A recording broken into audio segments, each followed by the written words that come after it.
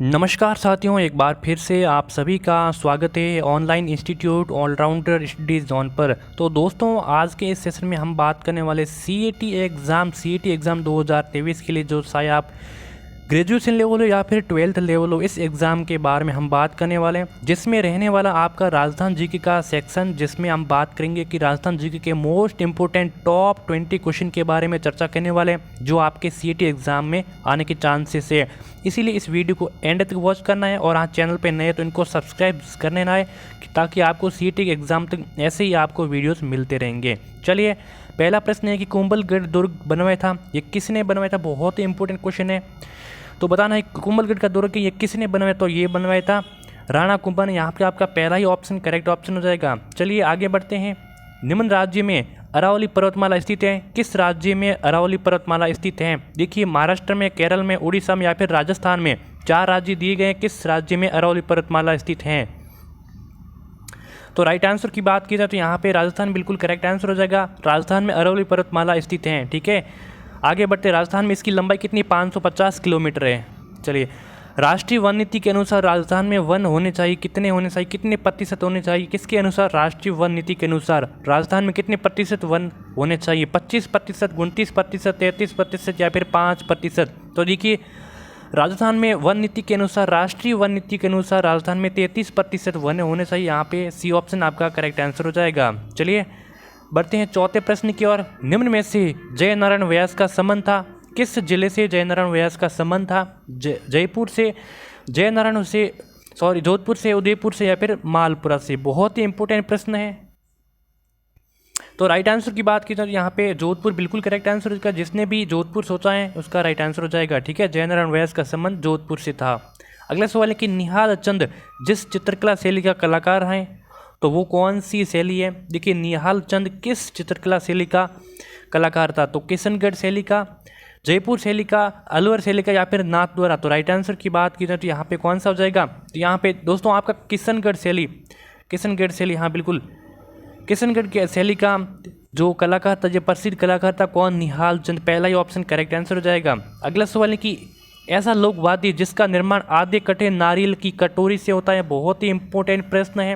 देखिए, ऐसा कौन सा लोक वाद्य है जिसका निर्माण है ये आधे कटे नारियल की कटोरी से होता है? पखावाज, सितार, रावण या फिर मांदल? तो राइट आंसर की बात की जाए तो यहाँ पे आपका सी ऑप्शन करेक्ट आंसर हो जाएगा। ठीक है, आगे बढ़ते हैं। राजस्थान में सबसे पहले किस छावनी में विद्रोह हुआ था? इंपॉर्टेंट प्रश्न है। तो राइट आंसर बताना है आपको कि राजस्थान के किस छावनी में जो सबसे पहले विद्रोह हुआ था।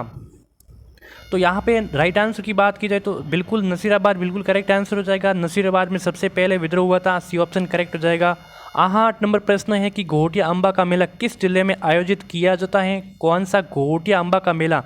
ब्यावर में, बांसवाड़ा में, नौहर में, पुष्कर में? बताइए जरा सोचिए। तो अगर आपका राइट आंसर क्या है? बांसवाड़ा है, बिल्कुल करेक्ट आंसर हो जाएगा। घोटिया अम्बा का मेला बांसवाड़ा में लगता है। चलिए आगे बढ़ते हैं। निम्नलिखित में से कौन सा युग्म है जो सुमेलित नहीं है? इनमें से कौन सा युग्म है ये जो सुमेलित नहीं है? एक युग्म ऐसा है जो गलत दर्शाया गया है और 3 ऑप्शन ऐसे हैं जो आपको सही दर्शाए गए हैं। देखिए, अर्जुनलाल सेठी को वेल्लूर जेल में रखा गया, ये बिल्कुल सही है, यानी कि युग्म सही है, लेकिन गलत कौन सा है बताना है। केसरी सिंह बारड हजारीबाग में रखा गया इनको। विजय सिंह पथिक को टोडगढ़ जेल में रखा गया, लेकिन जोरावर सिंह बारड को यहाँ पे बरेली जेल में नहीं रखा गया। यहाँ पे आपका करेक्ट आंसर की बात की जाए तो यहाँ पे डी आंसर करेक्ट आंसर हो जाएगा। लाठी सीरीज क्या है बताना है कि लाठी सीरीज क्या है? भूमिगत जल पट्टी है, वन संरक्षण कार्यक्रम है, सेवन घास पट्टी या फिर उपरोक्त सभी? देखिए, लाठी सीरीज है, ये एक भूमिगत जल पट्टी है। यहाँ पे आपका पहला ही ऑप्शन करेक्ट आंसर हो जाएगा। आगे बढ़ते हैं।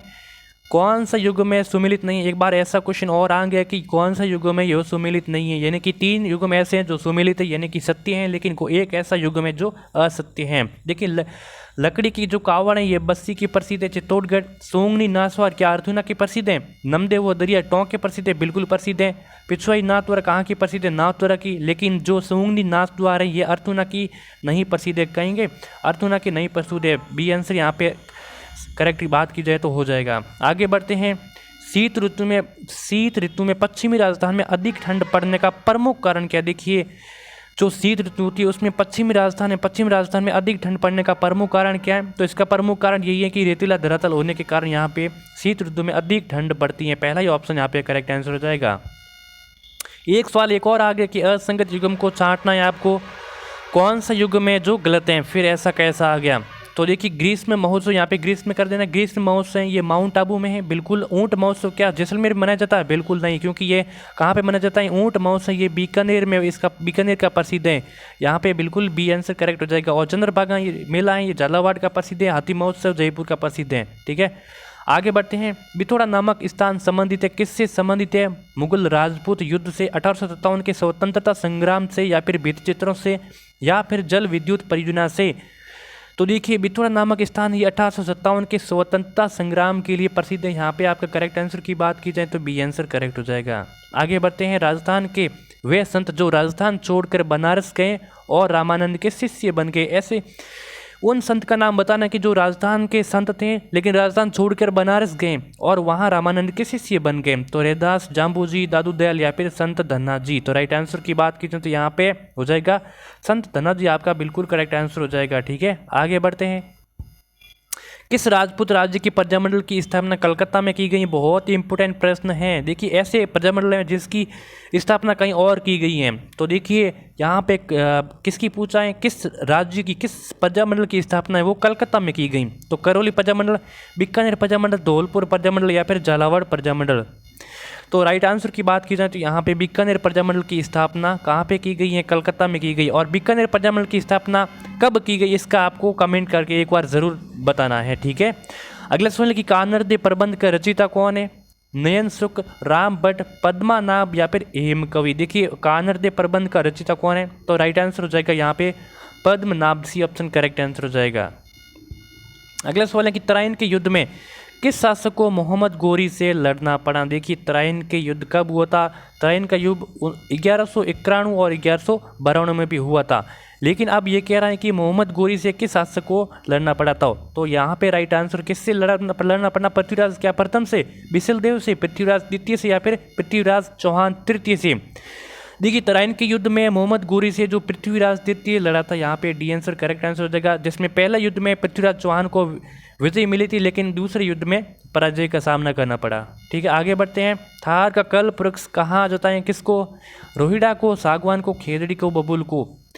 तो थार का कल्प वृक्ष खेजड़ी को कहाँ जाता है? यहाँ पे आपका सी आंसर करेक्ट कर दीजिए, सी आंसर को लॉक कर दीजिए।